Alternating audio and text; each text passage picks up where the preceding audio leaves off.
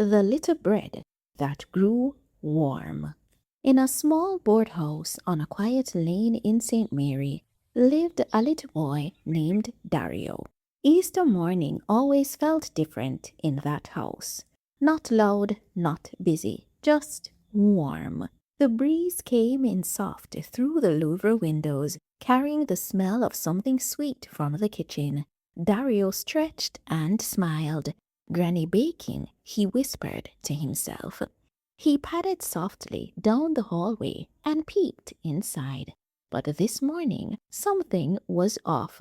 Granny wasn't humming, the radio wasn't playing, and instead of a big glossy Easter bun cooling on the counter, there was only a small plain loaf of bread. Daria frowned. Granny, is this all? Granny Elsie turned slowly, wiping her hands on her apron. This is what we have this year, baby. Dario looked at the loaf again. It wasn't shiny. No raisins, no sweet smell. Just simple. His chest felt tight. But it no feel like Easter, he said quietly. Granny walked over and sat beside him. Come here, baby, she said gently. She broke off a small piece of the bread and placed it in his hand. Eat. Dario hesitated, then took a bite. It was warm, soft, plain, but somehow still comforting. Granny smiled. You know, long time ago, she said softly, there was a man who shared bread just like this. Dario looked up. Who, Granny? Granny's voice softened even more. His name was Jesus. Dario blinked. Jesus? Like church Jesus? Granny nodded gently. The same one. Him sit with people, talk with them, and share what him have, even when it never look like much. Dario looked down at the bread in his hand. Just so? Plain bread? Granny smiled. Yes, baby. Plain, but full of love. And when people eat, them never just feel full in a them belly. She tapped his chest softly. Them feel full right here too. Daria held the bread a little tighter.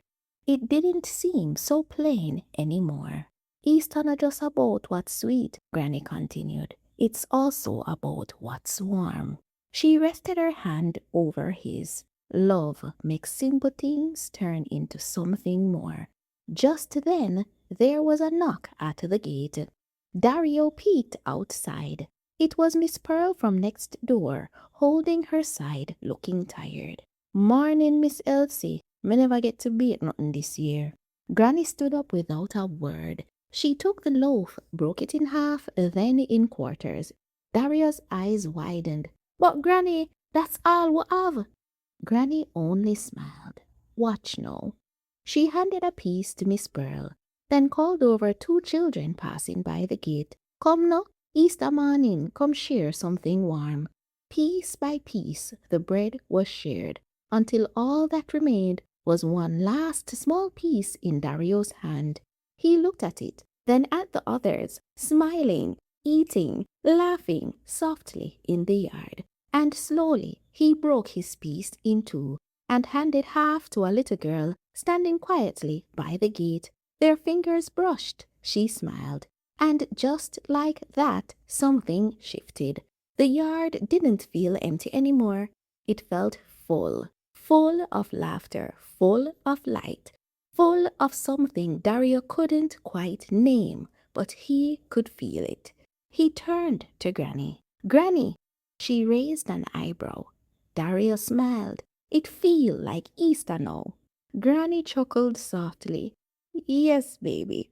She looked around the yard at the shared pieces, the quiet joy. And that's how Jesus teach we. She tapped his chest again to make it feel.